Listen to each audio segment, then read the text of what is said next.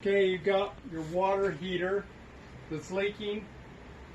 You hook up your garden hose to the spigot that lets the water drain out of the water heater.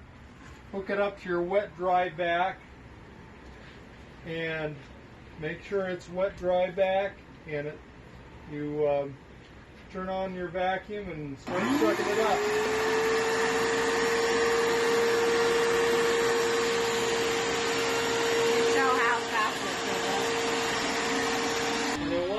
You've got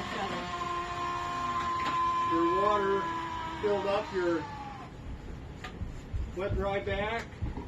You empty that out, and then you start over again and do the same thing until you get it all emptied out.